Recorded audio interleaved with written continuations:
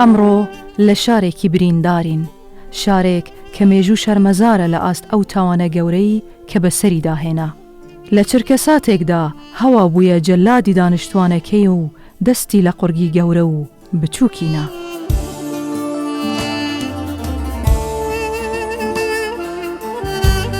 تەنها میراتیش کە بۆ ئەم شارە ماوەتەوە مۆنومێنتەکەیەتی کە هێشتا پەیکەری شەهیدەکانی لێرە ڕاکشاون.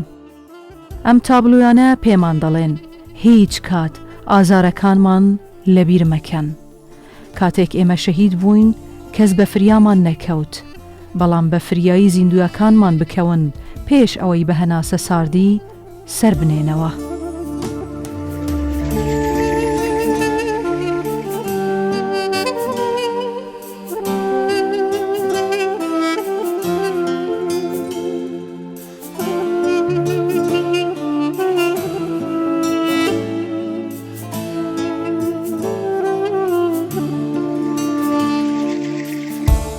هەمیشە دەڵێن بێچاوی لە چاوەڕوانی باشترە. ئەم دایکە هەمیشە چاوی لە دەرگای ماڵەکەیانە، خوازیارە کەسێک دەست بە دەرگاکەوە بنێت و هەواڵێکی خۆشی پێبێت. ئەم باوکەش هەموو ڕۆژێک بە ناومێدیەوە دەگەڕێتەوە ئەو ماڵەی کە پڕە لە هەناسە ساردی. ئەم باوکە زەحمەت کێشە، ڕۆژانێک بوو هێزی بازووەکانی نانی ڕۆژی بوو، بەڵام ئێستا مخابن دەردی پیریەتی چووکی پێداداوە و نەک تەنها هێزی لە بازووەکانی بڕیوە، بەڵکو سۆمای چاوەکانیشی کس کردووە. ئەم جەستە بێهێزەش ئەوەندەی تر هێزی لەم خێزانە بڕیوە. جگە لە خوددا هیچ کەسی ترشک نابن هانای بووبەرن.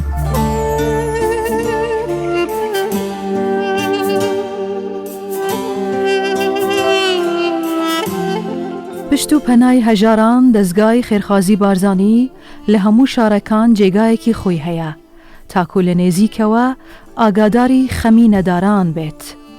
ئەمڕۆ وەکو بەرنامەی نوژین سەردانی نووسینگەی هەڵەبجەی دەستگای خێرخوازی بارزانیم کرد، تاکو زیاتر زانیاری لەسەر ئەو خێزانە وەرگرم کە ئەمڕۆ موژدەی کوتای هاتنی ئازارەکانیان پێدەدەین.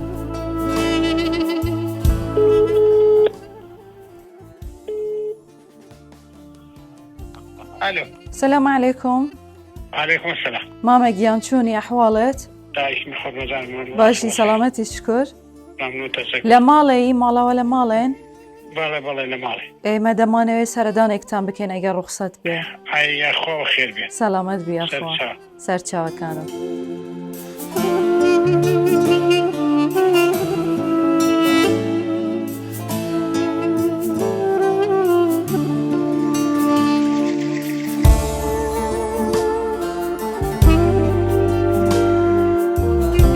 لە چوار دیواری ئەم ماڵە هیچ یادگاریەکی شیرین نابینی. ئەوەی چاوەکانمان پێمان دەڵێت نامورادیەکی زۆر دار و دیواری ئەم ماڵەی داپۆشیوە. ئەم ماڵە بێدەنگە پڕە لە هاواری ئازارێک کە کەس نەیبیستووە. ڕەنگە شێو تەڕی دیوارەکانی هیوەرزی زستان نەبێت، بەڵکو ئاه و هەناسە ساردی ئەم دایک و باوکەیە کە پیرەتی و نامورادی هێزی لە پشت و چاوەکانیان بڕیوە. ئەم جەستەش 35 ساڵە لێرە پاڵکەوتووە. چاوەڕوانی دەرگای ڕەحمەتی خوددایە کە ڕۆژێک لە ڕۆژان لێی بکرێتەوە.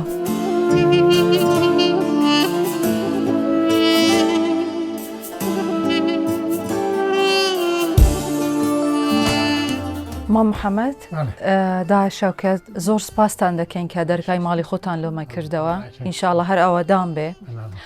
دەمانەوێت لە ئەحواڵتان بپرسین بزانین ژیر و ژیانتان کووە. مناڵەکانەوەیشیان وە 35 ساڵە چێت 36 ساڵە یەکسەر ئەو ئاژور ئەو بلۆکە بژوڵێ ئەو ناجوڵێت سەد لە سەد زیاتر بەشە لە دەماغە. ئایا هیچ عیلاجێکی هەیە؟ عیلاجی نییە نەوەڵا دکتۆری زۆرم پێکردووە ئێران عێراق لاملایەک بردومە دکتۆری هەتا فەڕەنسی دکتۆری فەڕەنسیش بردوێت هیچی نەکرد وتی نابێت. بەدەست ڕائەکەن و دائەنێن؟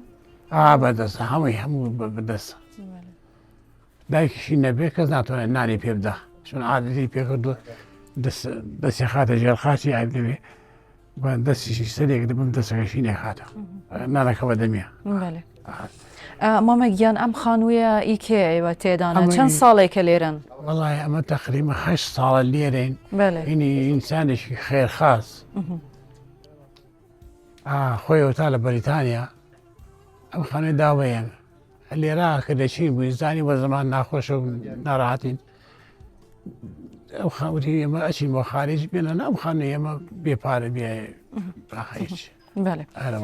بەڵام زستانی ئەم ساڵەتان چۆن بەڕێ کرد لەم خانووە کە دەبینم زۆر بێسەر و بەرە؟ وەڵای دووسان ئەوەی یعنی سەحەب ماڵەکە نییە ئەیوت من بەزەیمێت و بە ئێوە چۆن ئەژین لێرە سەحەب ماڵەکە ئەیوێت بەزەیمێت پێتانە کە چۆن ئەژین لەنا ئەم خانوویەمە ئەوی نەبێ ئەمە بە زووسانە هەڵمەداتە بن ئەمە کانیە ئەوە کانی کە ئاوە کانی خۆ لە بنەوەەوە دیەوە بەرەدران دیوانە هەڵمەداتە بنە ئەوەی ژێر زەمینە تاقریبا گەورەیە هەڵمەکە دێتە ناو ئەبێتە چی ئەبێتە سەرمایەکی شدت یعنی 4 چرا 5 چرا وەکو چرا ئیش بە گەرم ناکری فقط بەتانی خۆوان گەرمە کردو و هەرە وەڵا ئەوە ژیانی ئاوە مەجبوری ئیتر مەجبوری. باشە ئەمامە ئەدی داهاتتان لەسەر چییە؟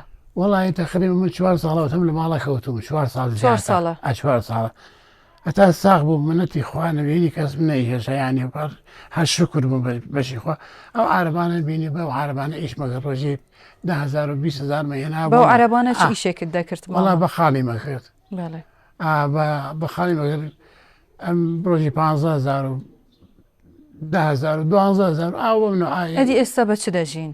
وەڵا ئێستا ڕاستی ئەو کوڕەکەمان هەیە برەدران دیویانە ئەوە هاوینانە 3-4 ئیشەکە لە مەتعەما ئیشەکە خۆی چییە هینی تاوا کردووە ئەوایلە ینی ئەوای پەرزداری خواندووە.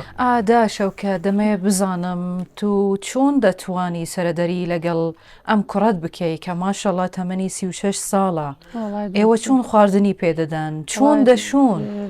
مەجبوری دەیتر وەختی خی گەورە شتێکی پێدای مەجبوری سپاسی خی گەورە بکەی من سپاسی خواکەم تا ئێستا توانیمە خزمەتیم کردووە و دڵ وەگیانیش هەتاکو ماومە دڵ وەگیان خزمەتی ئەەکەم و ئەگەرێکی پشتیشم نە هەرتو قاشیشم نەمێنێ ناغم پەکی بکەی تووشی فەقەرات بووی لەبەر هەڵگرتنی لەبەر هەڵگرتنی و ئەمیش نەخۆش لەبەر ئەمیش ئیتر فەقەراتێکم شکاوە چواریشم دەرچووە ئێستا وتیانە یا ئەمەلیات بکەی مش ناتوانین بەر ئەو کوڕ ئەمەلیات بکەم ناتوانانی ئەمەلیات ئەم ئەمەلیات بکەم ئەو کوڕ خاوەنی گەرەکە کەس نێ بیکاوەخێ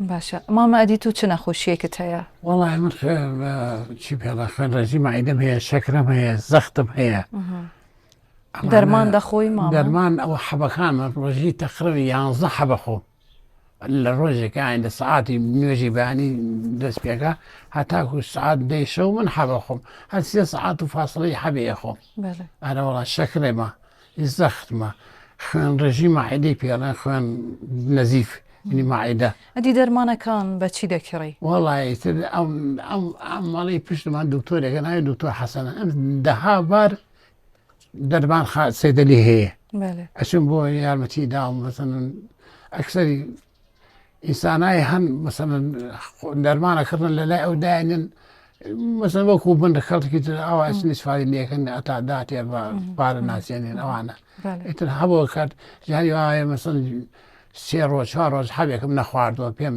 ناڕاحەتی فشاری بۆیە نامێناوە. دایگیان ئەدی چۆن لەم ماڵە دەژین ئێوە دەبینم بەڕاستی بێسەر و بەرە داوای لێبوردن دەکەم بەڵام ئەمە ڕاستیەکە ئەدی حەمام دەستشوو ئەوە باسی حەمام ئەو کوڕن نییە خوا خۆی ئەزانێ 6 مانگە چەندێکە خۆی نەسوەردووە لە دەی دەوە حەمام لەداوە ناتوانێت حەسارە ئەم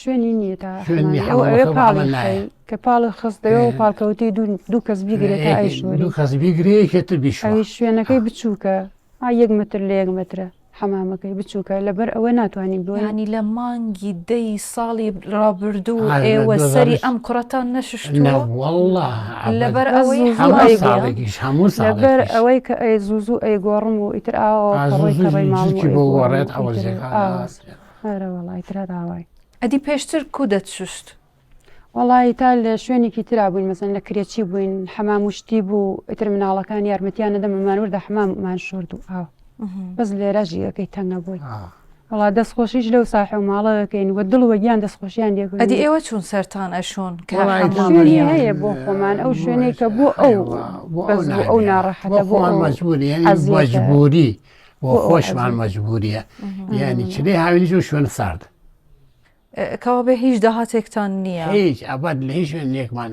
بە ناویشمانە هیچی شتێکیان بنە نەوەڵە ئەو کوڕەکەمانەوە چەند مانگی ماوە 4 مانگی ماوە کچەکەیشمان تەلەبێ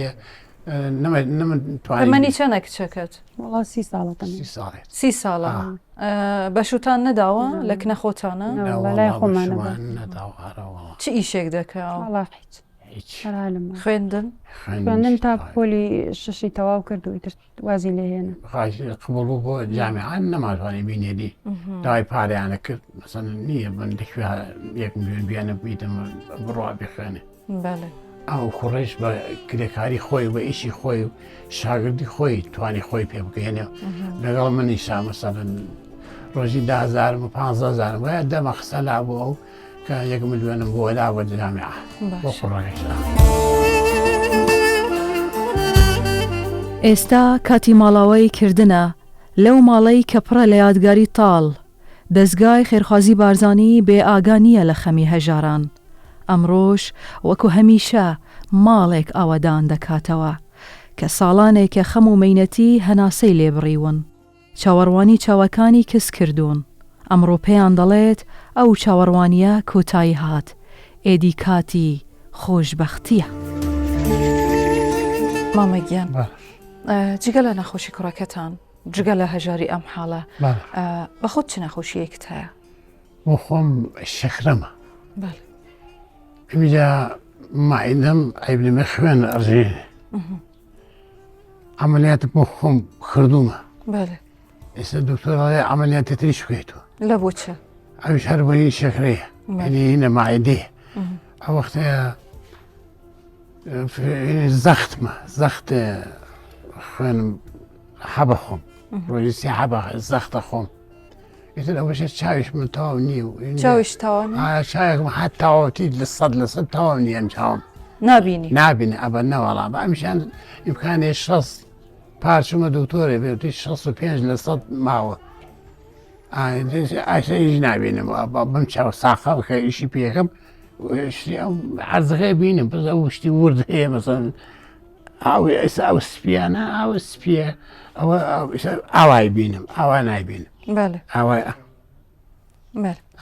باشە مامەگیان ئەخیر جار کەسێک کە هاتبووتە ماڵی ئێوە هەواڵێکی خۆشی پێ بێ کەی بوو دڵتان پێ خۆش ببێ دڵ پێم بێ خۆش بێ نازان بڵێم کەی بووە ببیرت نایە؟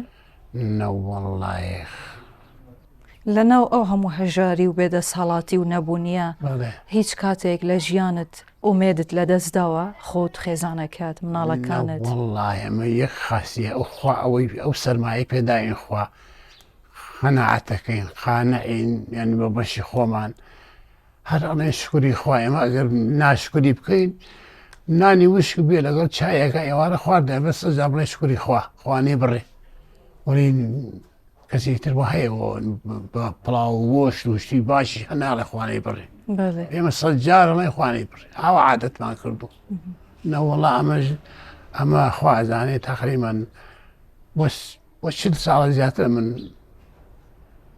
زەواجم کردوتەجا تەقریبەن نوێژی نەڕۆشت و یەک نوێژیشی مەشایەتی بووەدەم لە ڕۆژی قیامەتیش یەک نوێژیشی نەفەوتا داگیان کاتێ نوێژ دەکەی چ دوعایەک دەکەی چاویشت پڕە دوعاکەم بۆ هەموو مسلمانێک دوعاکەم بۆ سەربەرزی وڵاتم بۆ مسلمانان بۆ ئەوەی کە شەڕ و ئاژاوە تووشی وڵاتم نەوێ تووشی مردمم نەوێ بۆ خۆشی بژین ئەگەر ئەوان خۆشییانێ منش خۆشیم دەرەو دراوسێم سەلامەت بن ئەوان سەلامەت بن منش سەلامەت منش خۆش کە کاتێ نوێژە خوێنم خۆیان تۆ شاید دوعا و دوعا ناخوێن خاک وڵاتم بپارێزێ لە زەڵم و ستەمی زاڵم و وڵاتم بپارێزێ و دەرو دەراوسێم سەلامەت بوون و مناڵی منش لە تەک و وەکو مسلمانان سەلامەت بوون خی گەورە لە لەسەر ئەو هەموو حاڵی و نەبوونیە ئێوە دوعا دەکەن لە بوو گەل و وڵات مسلمانکەم بۆ گەل وڵات بۆ هەموو مسلمانێک مامەگیان ئەگەر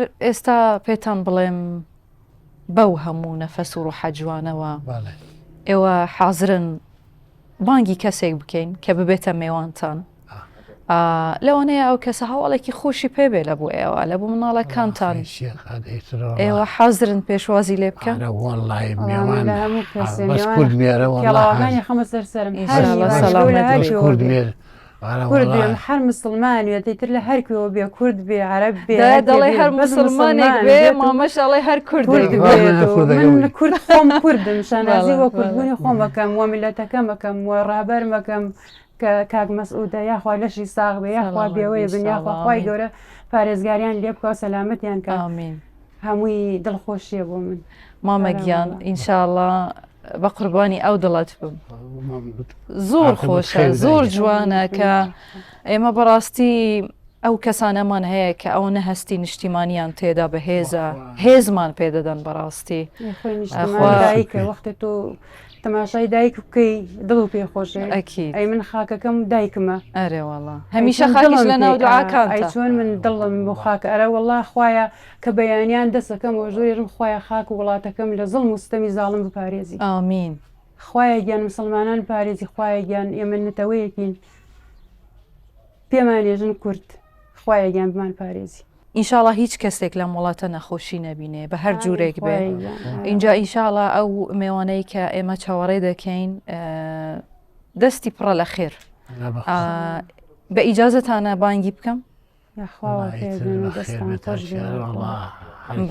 میوانە میوان قەدەمی لەسەر سەرە ئینشاءڵڵا میێوانی خێرە خۆی هەمیشە خێر لە تەکی خۆیان تێرە ئامین ئینشاءڵڵا اینجا بانگی دەکەین با میێوانەکەمان بێتن کەرەم کرد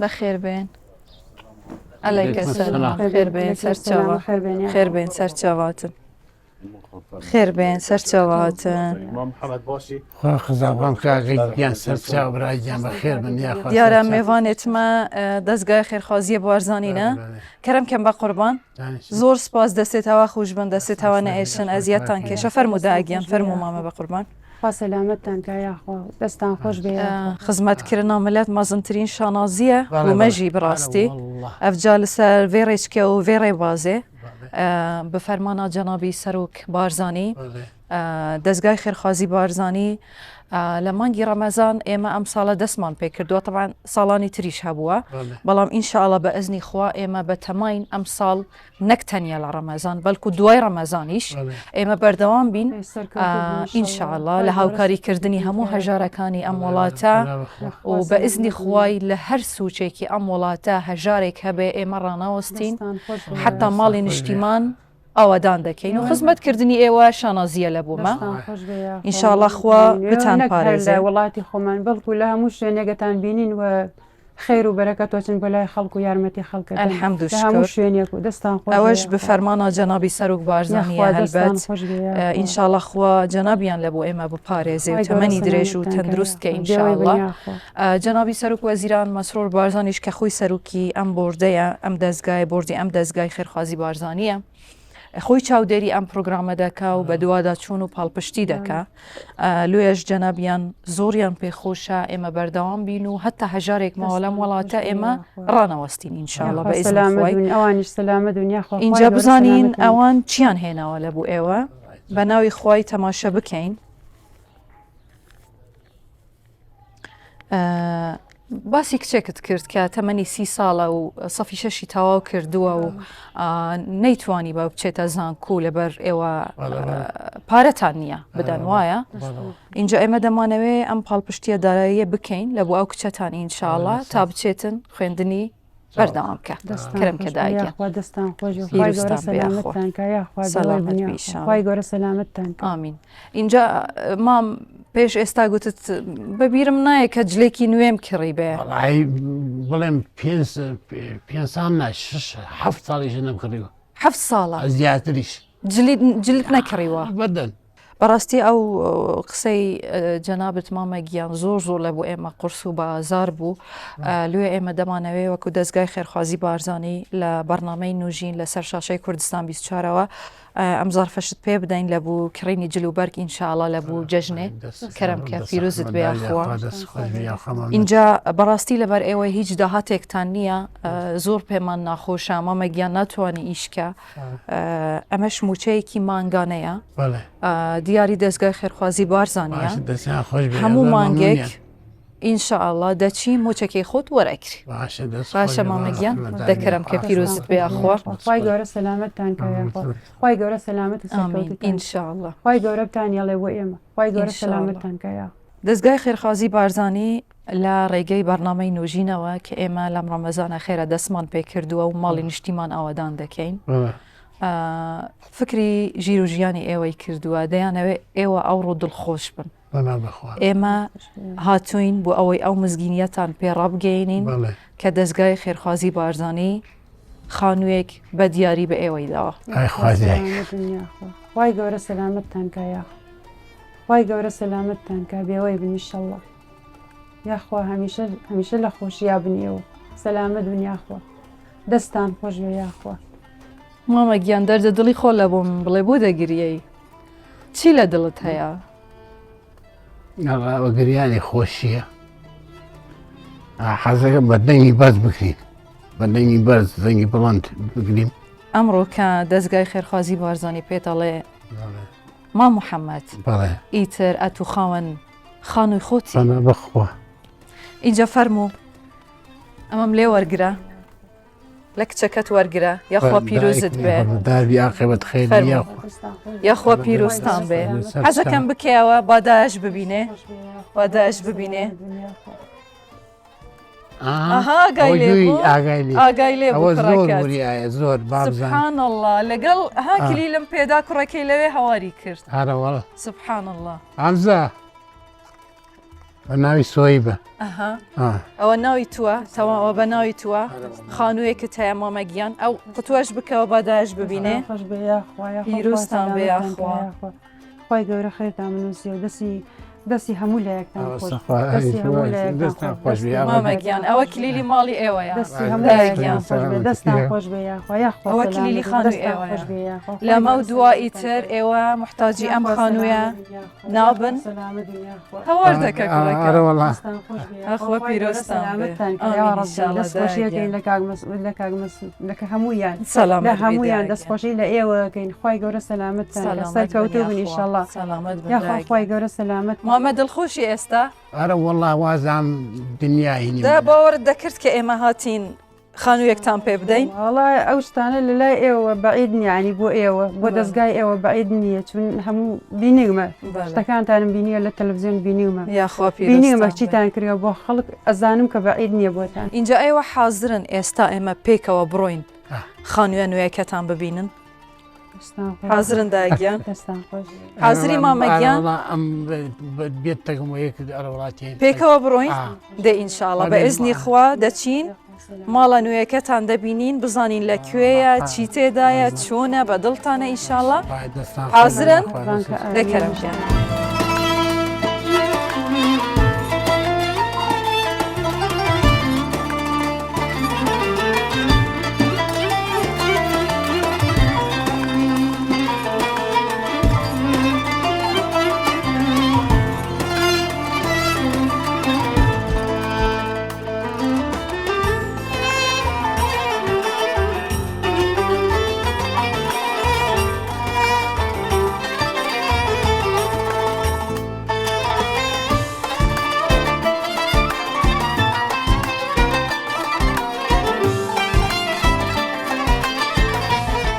چیرۆکی ئەمڕۆ پێمان دەڵێت چاوەڕوانیەکان چەندە دوور و درێژ بن ڕۆژێک دێت کۆتایی دێت بە هەژارانی وڵاتمان دەڵێن دەستگای خێرخوازی بارزانی لە هەر کوێ بێت دەرگای شادیەکانتان بوو دەکاتەوە و دەرگای خەمەکانتان بۆ هەتایی دادەخات.